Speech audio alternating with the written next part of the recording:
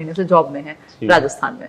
और मुकेश की आज हम स्टोरी जानेंगे। मुकेश की एज की अगर हम बात करते हैं तो मुकेश 24 साल के हैं और चित्तौड़गढ़ से हैं आप, तो उसके आसपास कहीं गांव से। और बाकी बताएंगे मुकेश अपने बारे में, खुद बताएंगे डिटेल में।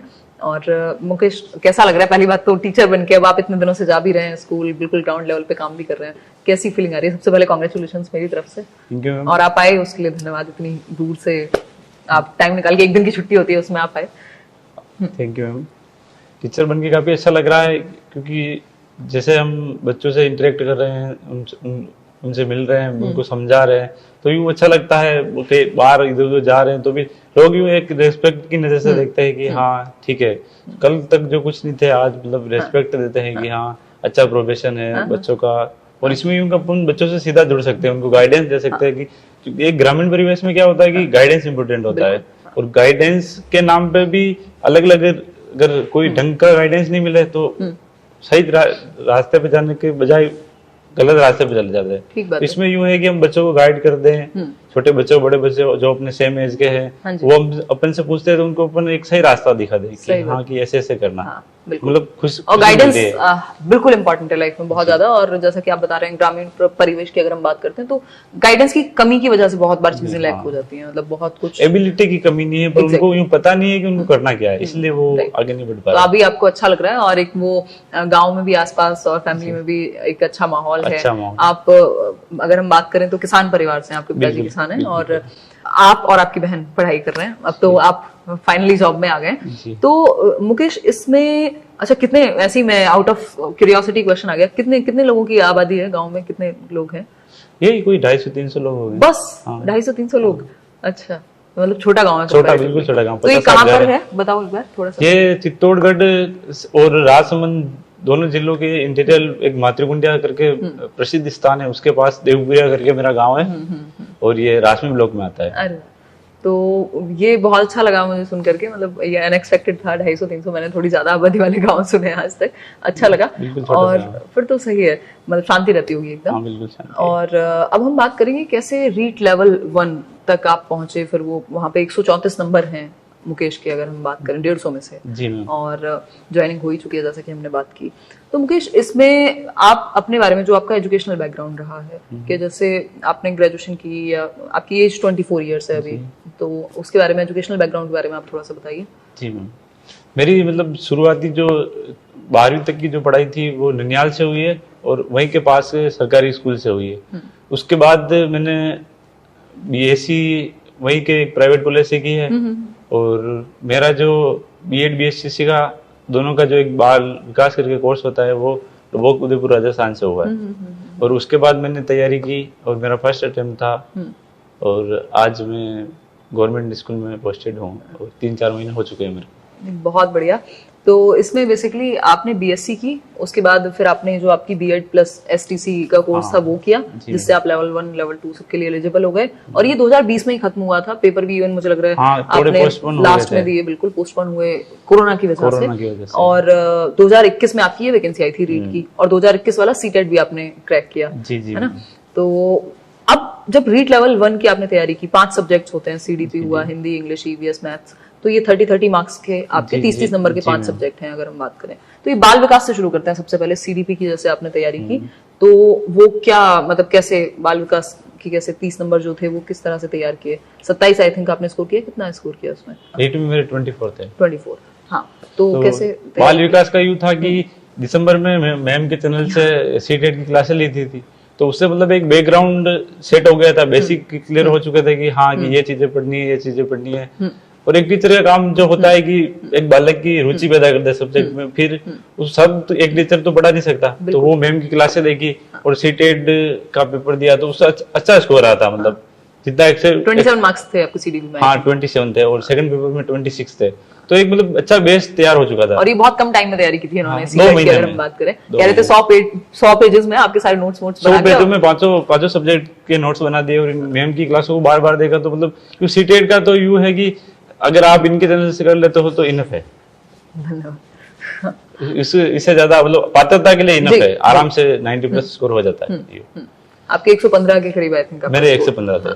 तो अगर हम बात करें जैसे आपका वो बेस बन गया था एक तरह से सीडीपी में, आपने वो सीटेट के टाइम पे जब तैयारी मतलब एक इंटरेस्ट पैदा हो गया था कि हाँ ये सब्जेक्ट अब हम पढ़ सकते हैं। बाकी शुरू में बाल विकास बिल्कुल एलियन लगता है, वो लगता है ऐसे भारी भरकम शब्द, और उनको देख के लगता है कि यार ये अपन से नहीं हो पाएगा। और शुरुआत में जैसे आप हिंदी मीडियम से थे तो आपको हिंदी मीडियम में इनको मनोविज्ञान इनको पढ़ना थोड़ा डिफिकल्ट होता है, वाइल्ड लैंग्वेज पढ़े तो आसानी रहती है और समझने में भी चीजें जल्दी समझ में आ जाती है। तो फिर उसके बाद रीड के लिए जब तैयार किया सेम सब्जेक्ट, फिर कैसे रीड के लिए फिर उसमें यूं है कि लेट से तैयारी करते करते एक अप्रोच समझ में आ चुकी थी कि हाँ कि प्रीवियस ईयर पेपर देखना है, सिलेबस देखना है, और उन क्वेश्चन के हिसाब से हमको यूं पता लगाना है कि चीजें पूछी कहाँ से जा रही है और एग्जामिनर क्या करना चाह रहा है। ठीक बात है। तो उस हिसाब से हमने क्या किया कि फिर जो भी रीड के जो पुराने पेपर हुए थे, जो भी सिलेबस था, उन सबको निकाला, और जो भी मेरिट गई थी कि हाँ यहाँ तक जा सकती है, कम से कम यहाँ तक जा सकती है, उन सब का मतलब निचोड़ निकाला, और उसको हमने अच्छे खासा टाइम दिया था। ये नहीं कि हड़बड़ी में 1-2 दिन में, आराम से 15-20 दिन बैठ के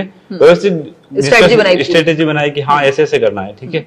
फिर उस हिसाब से अब इससे इतना यूं हो चुका था, सीटेट देने के बाद इतना कॉन्फिडेंस आ चुका था कि 2 महीने में अगर अपन इतना ला सकते हैं तो रीट में भी इसी के आसपास का स्कोर करना होता है। ठीक बात है। तो उस हिसाब से फिर हमने धीरे धीरे तैयारी शुरू की। तो आपने पहले देख लिया कि कैसे क्या सिलेबस है, कितनी मेरिट जा रही है, क्या क्या चीजें हैं, क्या आप पढ़ चुके हो, क्या आप पढ़ने वाले हो, उसको आपने पूरे 15-20 दिन 16 दिन आपने दिए उसको, और फिर उसके बाद आपने पढ़ाई शुरू की।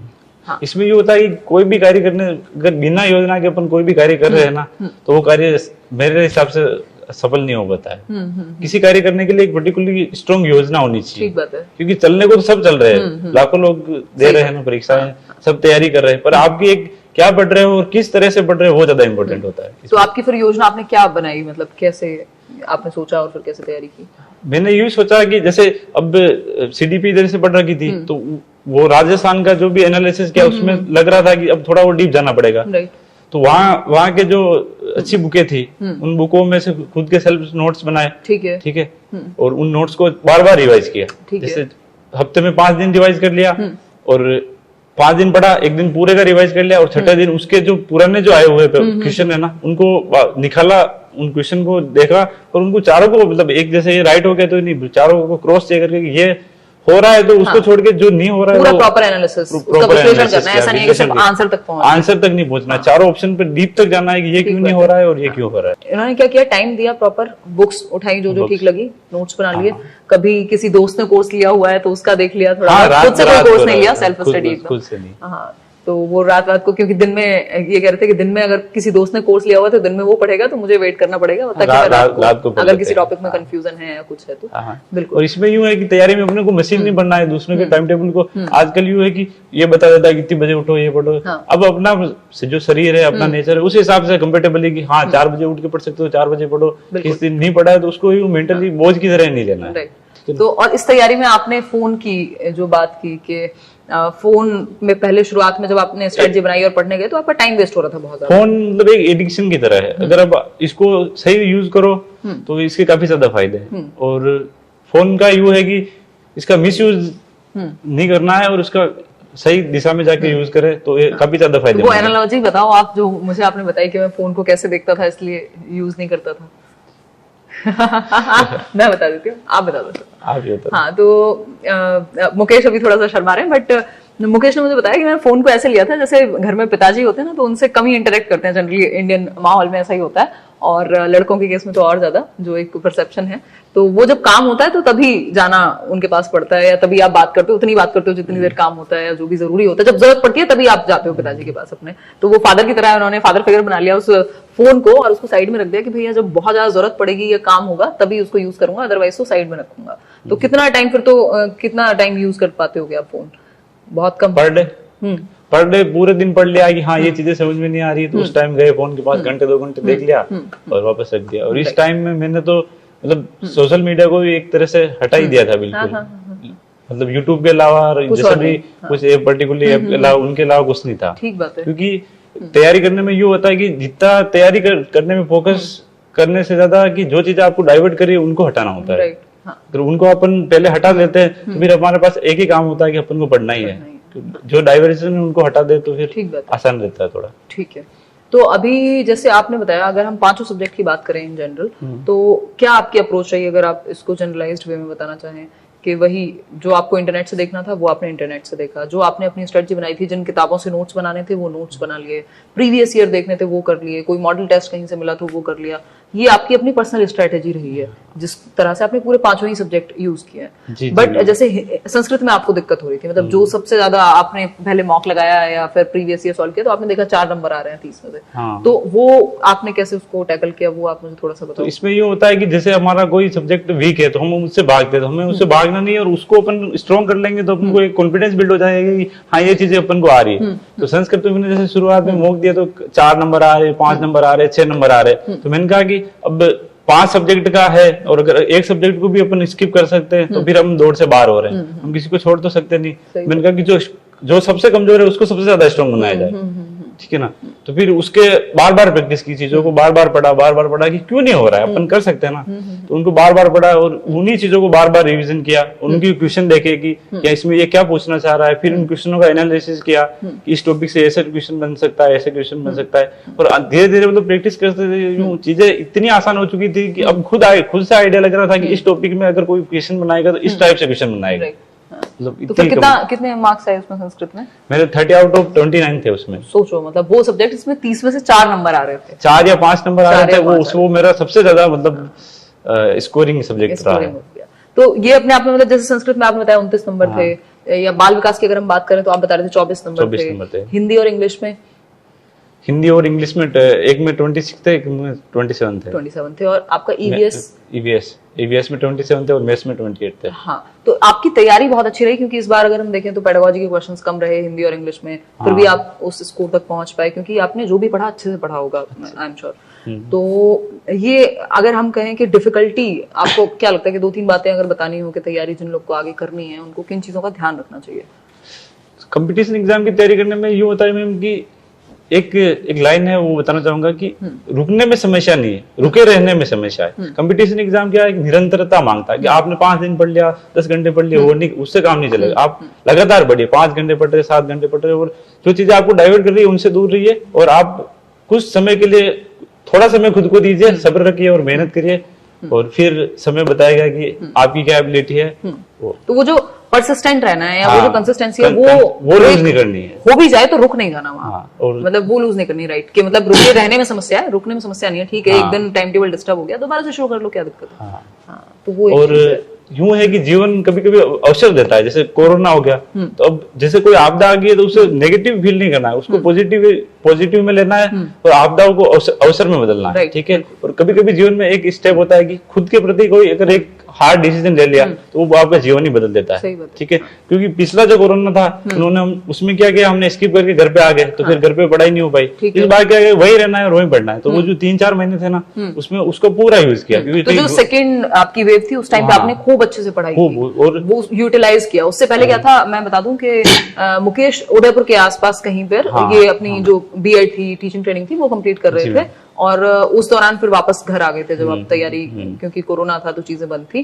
तो पहले वाला जो फेज था वो तो एक तरह से वेस्ट हुआ, बट सेकंड फेज में आपने वो तैयारी प्रॉपर कर ली और अभी आप 24 साल के हैं और 1 साल पहले आपकी देखा जाए तो वो टीचिंग ट्रेनिंग खत्म हुई होगी 20 में और फिर 21 में 21 में हो गई थी रिजल्ट वगैरह आकर के, और 21 में ये वैकेंसी आई और आपने तुरंत वो जो मौका था उसको जाने नहीं दिया। अब आपको आगे जो करना है आप करते रहिए, लेकिन आपने वो वहां पर एटलीस्ट आप सिक्योर भी हो गए और आपको मजा भी आ रहा है टीचिंग में, जैसा कि आप बता रहे हैं, है ना। छोटे बच्चों को पढ़ाना थोड़ा चैलेंजिंग है, जैसा कि आप कह रहे हैं, पर वो चैलेंज को स्वीकार करके मतलब उनको कि जो अपने साथ हुआ है वो उनके साथ नहीं हो जाए। छोटे बच्चों से लेके जैसे कोई है तो मैं चल के बता देता हूँ कि भाई तू ऐसा कर ऐसा कर ऐसा कर, क्योंकि हम गाइडेंस के अभाव में इतना पीछे रह गए। मेरे को लगता है कि ये काम पहले हो जाना चाहिए 1-2 साल, पर वो जो हमारे साथ हुआ है वो उनके साथ नहीं हो, तो मैं चल के अप्रोच करके बता देता हूँ कि आप ऐसा कर लो ऐसा कर लो। तो वो एक ट्रू स्पिरिट जो टीचर में होनी चाहिए वो आप में है। और मुझे अभी जितने भी जो न्यू सिलेक्टेड टीचर्स हैं वो लोग मिलते हैं और हम लोग बात करते हैं तो मुझे बड़ा अच्छा लगता है कि यही पर्पस था कि टीचिंग को एक फैसिनेशन बना पाए। ये अपने आप में इतनी अमेजिंग जॉब है कि अगर आप किसी को इंस्पायर कर पाए, आप जब आंखों में देखते हैं किसी के, मतलब जैसे मैं अभी एक इवेंट में गई थी और किसी ने बोल दिया कि मैंने आपको देख के चैनल शुरू किया था और चीजें बहुत अच्छी बन रही हैं अभी, या इस तरह की कोई बात होती है तो आपकी कोई बात किसको कहाँ इंस्पायर कर जाए आपको पता नहीं है, और वो चीज सबसे बढ़िया, मतलब वो हर चीज से ऊपर है, वो जो इम्पैक्ट है अगर हम बात करें, और टीचिंग में उस चीज का मौका मिलता है। और इसमें ये होता है कि मोटिवेशन का होता है कि जैसे हम आजकल क्या मोटिवेशन के नाम पे कुछ देख लिया और 2 दिन मोटिवेट रहे और वापस वही नर्वसनेस आ जाए, इलनेस आ गई कि अब नहीं पढ़ना है, आलस्य आ रहा है, ठीक है। तो इसमें ये होता है कि कोई कुछ टीचर ऐसे होते हैं या कुछ अपने आसपास का जो वातावरण ऐसा होता है, जैसे मम्मी पापा हो गए, उनको देखे कि वो अपने लिए कितना कर रहे हैं, तो उसको आंतरिक मोटिवेशन बनाओ अपना। सही बात, ठीक है, इंटीरियर मोटिवेशन। बिल्कुल। और मेरा तो यूं था कि जो आसपास की चीजें है ना उनको अपने से जोड़ो, अपने खुद को अकेला फील मत करो। जैसे कोई चीज है तो अपने आसपास कोई जैसे ये कब पढ़ा है तो इसको भी एज्यूम कर लो कि जैसे अपने को दूसरों को नहीं बता पा रहे, इंटरेक्ट नहीं कर पा रहे दूसरों पर, तो उसको बताओ कि मैंने आज ये पढ़ा है और मैं ये गलतियां कर रहा हूँ। ऐसे तो अपनी वो एक छोटी सी दुनिया है, अपने दिमाग में, अपने ही धुन में रहना है बेसिकली, धुन में छोड़नी। बिल्कुल। तो वो फाइनली रिजल्ट मिलता है उस चीज का और आपको मिला, बहुत ही खुशी की ये बात है। और अगर आप मोटिवेटेड होते हैं, जैसे अभी मुकेश बता रहे थे, हम बात कर रहे थे कि मैं एकदम टाइम पे जाता हूँ स्कूल, मतलब 5 मिनट भी इधर उधर हो जाए तो मेरे को बड़ा अजीब लगता है। और जबकि स्कूल 25 किलोमीटर दूर है, 25 किलोमीटर दूर। तो खैर ये सामान्य सी बात है अगर हम देखते हैं अलग अलग स्टेट्स में कि अभी जैसे मैंने मुकेश से पूछा कि कितनी दूर है स्कूल, तो उन्होंने कहा पास में ही है। मैंने कहा कितने किलोमीटर, तो उन्होंने बताया 25 किलोमीटर। अब दिल्ली में अगर हम देखें तो 25 किलोमीटर एक कोने से दूसरा कोना हो जाता है, बट अच्छी बात है ये, उसमें भी आप टाइम से जाते हैं और कोई बहानेबाजी नहीं और वो सब नहीं, और आपको अच्छा लग रहा है, सीखने को मिल रहा है। इसमें यूं कि हमारे जो हमें क्या इतिहास से सीखना चाहिए, और जो हमारे जो पुराने जो राजा महाराजा, हमारे मेवाड़ी एक टैगलाइन है कि जो दृढ़ राके धर्म को ताहो राके करता, मतलब जो अपने धर्म के प्रति, उनका धर्म था कि जो बाहर के आक्रांता है उनको पकड़ना है, और अपना क्या धर्म है कि जिस चीज में अपन है उस चीज में अपना 100% दे, तो भगवान अपने साथ देगा और वो चीजों अपन अच्छी तरह से कर पाएंगे। तो ये है, तो इसका मतलब था कि जो दृढ़ रहते हैं ईश्वर भी उनका साथ, जो अपने कर्म के साथ धर्म के साथ दृढ़ रहते हैं ना, तो ईश्वर उनके साथ होता है। बहुत बढ़िया। तो बहुत मोटिवेटिंग पर्सनालिटी हम कह सकते हैं मुकेश की। और कोई अगर आपका क्वेश्चन हो, आपको लगता हो कि कुछ और पूछना है मुकेश से, आप कमेंट्स में पूछ लीजिएगा। अभी अगर हम सार निकालें, हमने जो भी डिस्कशन किया उसमें ये रहा कि आपने एक अपनी योजना बनाई, अपना स्ट्रेटजी बनाई, अपनी रीट को देख करके उसके सिलेबस को समझा कई दिन तक, फिर अलग अलग किताबों से, इंटरनेट का सहारा लिया, अपना प्रॉपर, और उस कंटेंट को आपने बताया मुझे कि 8-10 बार आपने रिवाइज किया, और फिर भर भर के प्रीवियस ईयर आसपास के जो स्टेट टेट थे, स्टेट मान लीजिए या कुछ भी, जो भी आपको जहां भी उस सब्जेक्ट, सेम सब्जेक्ट के डिफरेंट पेपर्स आपने लगाए। इसमें ये होता है कि अपनी दूसरों की स्ट्रेटेजी के पीछे नहीं भागना है, अपनी खुद में कितनी एबिलिटी हम खुद पहचानते हैं ना, दूसरा अपने बारे में कि दूसरा गाइड कर रहा है तो वो उसके हिसाब से बता रहा है, अपने खुद के हिसाब से बनाओ स्ट्रेटेजी, और फिर उसको यूं है कि मशीन की तरह नहीं लेना है कि आज इतना करना है तो करना है, कंफर्टेबल जोन में, अपने जोन में रह के कि हाँ ये आज छूट गया तो मैं इसको कल कर लूंगा, ठीक है। तो मेरा यही था कि मैं पढ़ता था और कभी लगता है कि अब थकान हो रही है, तो थकान में तो कभी किसी, मतलब जो अपने को पसंद है, जैसे मेरे को सुबह मेरा 2 शेड्यूल रहता था, एक सुबह उठ के पढ़ता था और एक हाफ टाइम के बाद पढ़ता था। तो सुबह मैंने अलग रखा था कि जब भी बोर होता है, मन नहीं लगता है कि ये चीज देखनी, और जो शाम वाले शेड्यूल में होता है कि हाँ बोर हो रहे तो मैम की कोई संडे वार्ता देख ली, कोई रील देख ली, 5-15 मिनट देख ली और वापस, बस लिमिटेड, ज्यादा यूं नहीं कि उसी को देख ली तो देखने चले, तो 5-10 मिनट देख लिया और उसको वापस इसके ऊपर अपने काम पे चले गए। तो ऐसे कुछ अपने यूं आइडियल लगने चाहिए कि हाँ उनको देख के हम फॉलो करें और फिर अपने काम को बेटर कर पाए। सही बात है। हाँ। तो ये बहुत ही खुशी की बात है। और आपने इतनी बार प्रैक्टिस, इतनी बार रिवीजन किया था कि आप पेपर देने से पहले कॉन्फिडेंट थे, आपको मॉक टेस्ट देके पता लग रहा था कि 130 प्लस ही आ रहे हैं और हो जाएगा। मॉक टेस्ट एक भी ऐसा कोई मॉक टेस्ट नहीं था जो मतलब जिसमें 130 प्लस से नीचे स्कोर आ रहा था, और एग्जाम से पहले यूं ऐसी फीलिंग आने लगी थी कि हाँ यार आराम से कर लेंगे, इसमें कोई समस्या नहीं है। तो ये कितने महीने की तैयारी होगी मेरे ख्याल में, या कितने टाइम की तैयारी रही होगी? 6 महीने के आसपास ढंग की तैयारी, अगर कोई भी कंपटीशन एग्जाम है और 5-6 महीने अगर हम जी तोड़ के दे देते तो आराम से अपन को रिजल्ट दे देता है। और अगेन अपनी स्ट्रेटजी खुद बनानी है और फोकस्ड होके अपने हिसाब से, जो आपका तरीका है पढ़ने का, उस हिसाब से करनी है। और जैसे मतलब लोगों का काम है कि मिस गाइड करना लोगों को, क्यों कोई प्रॉपर वे में गाइड नहीं करना चाहता है, कोई ताने मारेगा कोई, तो उनको अपने को पॉजिटिव वे में लेना है, और वो अपने को क्या करना है कि शांत रह के अपनी मेहनत करती रहनी पर वो जिस दिन वो रिजल्ट की पीडीएफ आएगी और उसमें अगर आपका रोल नंबर होगा ना, तो फिर वो आपकी सारी परेशानियां, आपकी सारी खुशी, आपका सारा संघर्ष, वो चीज दिखा देगी कि इस बंदे ने मेहनत की है। बाकी आप हर आदमी को मुंह पे जवाब नहीं दे सकते कि तू मेरे बारे में ऐसे क्यों बोल रहा है। तो उन चीजों को, अब आप तैयारी कर रहे हो, सरकारी सेवा में जाना चाह रहे हो, तो इन चीजों को अवॉइड करके मतलब एक खुद को एक अच्छी पर्सनालिटी के रूप में लाओगी, फालतू में बेस करने की चीजें, उन चीजों को पॉजिटिव में ले, और लोगों तो मतलब उनको रिजल्ट के माध्यम से बताओ कि हाँ ये हाँ, है। वो चिल्ला चिल्ला के खुद से पहले ही नहीं लड़ना, क्योंकि लंबा समय रिजल्ट आने में टाइम लगेगा, तो आपको वो अपनी तैयारी शांति से करनी है, फिर अपने आप रिजल्ट जो है वो एक तरह से इसमें ये होता है कि मैम जैसे ये गाइडेंस के नाम पे, इसके नाम पे कि अथाक समंदर है, जिसके पास जाओ अपने यहाँ रायचंद है, ये दे दी वो दे दी, हाँ, ये कर ले सही ये कर ले, किसी की बातों में नहीं आना है, अपना खुद को देखना है कि मेरी कितनी कैपेसिटी है, और सिलेबस उसी क्या हिसाब है, से नंबर सिलेबस कितने चाहिए, आ रहे नहीं आ आ रहे रहे वो नहीं आ रहे, देखो। कहाँ गलती करें, बार बार प्रैक्टिस करो चीजों को, अगर अपन बार बार प्रैक्टिस करेंगे तो वो चीजें सामने निकल के आएगी कि हाँ हम यहाँ गलती कर रहे सही हैं और ये गलती कर रहे हैं। और इसमें ये होता है कि हम चारों ऑप्शन को साथ में लेके चले, कि राइट उत्तर तक नहीं पहुंचना, जो गलत है वो गलत क्यों है, और उनको गलत को राइट कैसे हो सकता है, अगर इस जगह ये होता है तो ये राइट होता है, वो अपना एनालिसिस अन्ना। और जैसे कोई भी टॉपिक कंप्लीट हो गया तो उसके खुद क्वेश्चन पुट अप करो Right. कि इस टॉपिक से ये क्वेश्चन बन सकते हैं, पूछा जा सकता है। हाँ, तो सही उससे बात। आपका कॉन्फिडेंस बिल्ड होगा। बिल्कुल सही बात। तो ये थी एक बात, अपने दोस्तों को भी आप सेल्फ स्टडी करके उनके साथ कुछ डिस्कस करना हुआ तो किया कभी कि नहीं? और इस तैयारी में ये होता है कि जो आपका ग्रुप होता है, संगति होती है, संगति मतलब जिस आज ग्रुप के आप साथ रहते हो वो मस्ट इम्पोर्टेंट होता है, क्योंकि वो अगर आपको उस तरह का माहौल नहीं देगा, जैसे मेरे ग्रेजुएशन टाइम पे 11th-12th के टाइम पे जो वो माहौल नहीं दे पाए, तो उस टाइम पे उस तरह के दोस्त होने, जो आपके अराउंडिंग 3-4 लोग हैं, तो वो इस तरह के स्ट्रांग होने चाहिए कि हाँ कि ये इस मेरी वजह से ये डिस्टर्ब नहीं होना चाहिए। मेरे जो दोस्त थे तो वो उनका क्या था कि मेरा काम भी वो कर लेंगे, पर उनकी वजह से मैं डिस्टर्ब नहीं होना चाहूंगा, मेरे को कोई बुक की जरूरत है, मैंने कहा